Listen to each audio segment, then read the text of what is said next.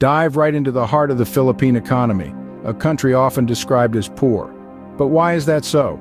Let's peel back the layers and examine the economic state of this vibrant nation. Nestled in the Southeast Asian region, the Philippines is often viewed through the lens of economic difficulty. When we talk about the gross domestic product, or GDP, the Philippines' economy doesn't quite measure up to its Southeast Asian neighbors like Singapore, Malaysia, or even Vietnam. This is an important metric as it represents the total value of all goods and services produced over a specific time period, giving us a snapshot of a country's economic health. Moving on, let's consider income per capita, a measure of the amount of money earned per person in a certain area. In the Philippines, this figure is considerably lower than most of its regional counterparts. It's an indicator that shows the standard of living in a country, and unfortunately the Philippines falls short in this area too. Now let's turn our attention to the poverty rate, a critical indicator of economic well-being. In the Philippines, a significant portion of the population lives below the poverty line. This stark reality paints a picture of economic hardship that is hard to ignore. Comparing these numbers with other Southeast Asian nations, it becomes evident that the Philippines is lagging behind. But why is this the case? What factors contribute to this economic disparity? Is it just a matter of resources, or is there more to the story? Well, the truth is, the economic reality of the Philippines is a complex tapestry woven with threads of basic jobs, political instability, and a unique Filipino mindset. Each factor plays a significant role shaping the nation's economic landscape in its own way. To fully understand the economic situation, we need to take a closer look at the basic jobs, political turmoil, and the Filipino mindset. Only then can we start to unravel the intricacies of why the Philippines, despite its potential, has not yet reached the realm of wealth. The backbone of any economy lies in its basic jobs. But how do these fare in the Philippines? As we delve deeper, let's take a look at the major job sectors in the country. Agriculture, services, and manufacturing stand as the three pillars that support the Philippine workforce. Agriculture, once the country's economic mainstay, has seen a decline in recent years. Despite the Philippines' rich natural resources, farmers and fisherfolk are among the poorest in the nation. They grapple with issues such as land ownership, outdated farming methods, and vulnerability to natural calamities. The wages are meager and the job security is almost non-existent. Next, we have the services sector, the largest contributor to the country's GDP. This includes retail, transportation, tourism, and the burgeoning business process outsourcing industry, commonly known as BPO. While the BPO sector offers competitive wages and has become a popular choice among young professionals, the majority of jobs in the services sector are low-paying with precarious working conditions. Then, there's manufacturing, a sector that's been trying to revive itself in the age of globalization. The Philippines hosts a variety of manufacturing industries, from electronics and garments to food and beverage production. However, the sector is plagued by low wages, stiff competition, and a lack of job security. So, why does this matter? Well, these sectors employ the majority of the Filipino workforce.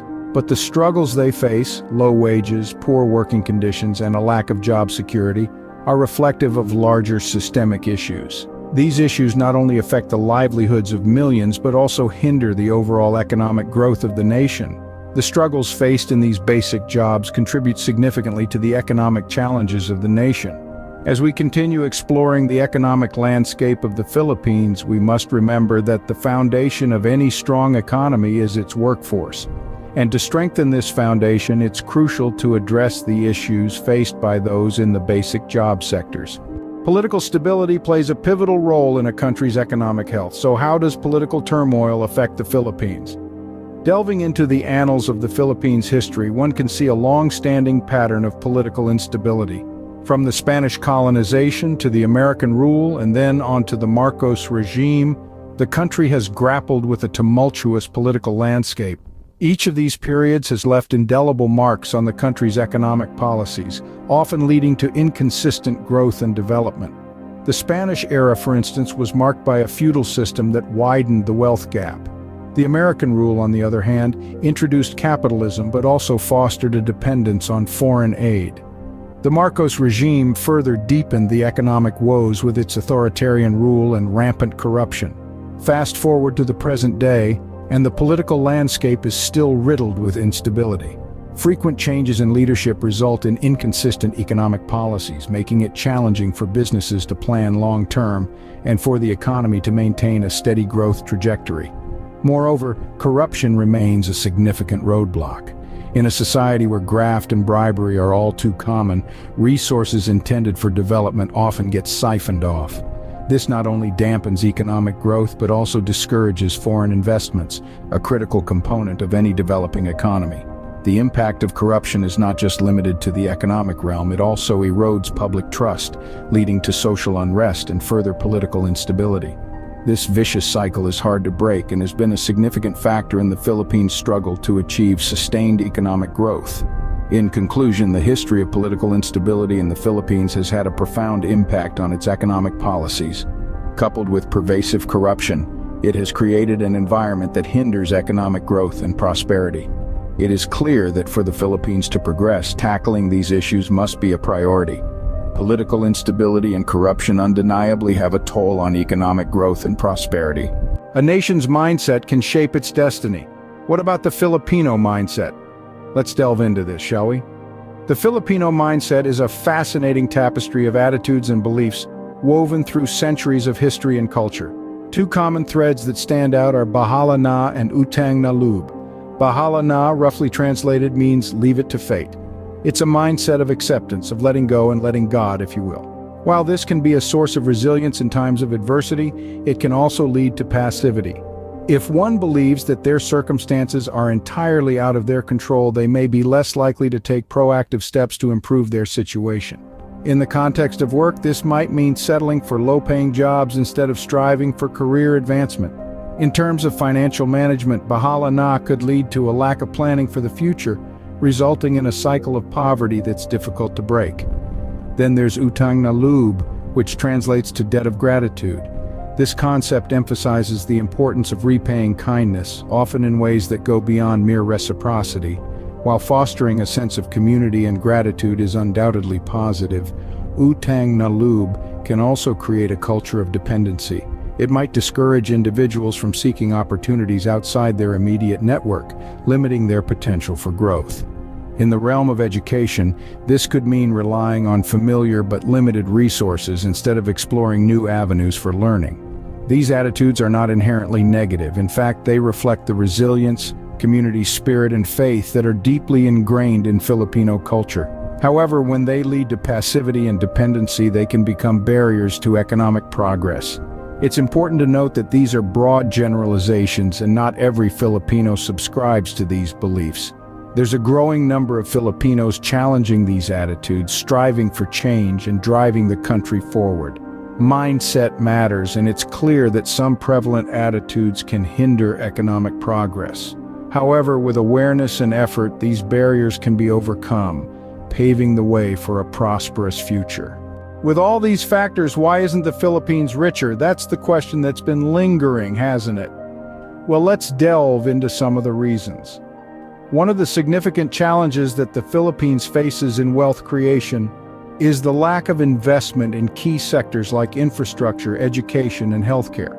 Infrastructure in particular is a crucial backbone to any thriving economy. It provides the necessary groundwork for businesses to operate effectively and for people to live decent lives, yet the Philippines lags behind in this area, with many regions still lacking basic facilities like roads, electricity, and clean water. Then we have education and healthcare. These are the stepping stones to a productive workforce. When a country invests in its people's education, it equips them with the skills and knowledge necessary to drive economic growth. Similarly, a healthy population is a productive one. Unfortunately, the Philippines has struggled to make significant investments in these areas, leaving many Filipinos without access to quality education and healthcare. Moreover, wealth in the Philippines is concentrated among a small elite. This means that a significant portion of the country's resources is in the hands of a few, limiting opportunities for the majority. This unequal distribution of wealth stifles economic growth as it hinders the majority from participating fully in the economy. But wealth creation isn't just about economics, it's also about the political will to implement policies that foster equitable growth. It's about creating an environment where everyone has a fair shot at prosperity. It's about breaking down the barriers that keep people in poverty and giving them the tools to climb out. The journey to prosperity is complex and multifaceted. For the Philippines, it's a path filled with many obstacles.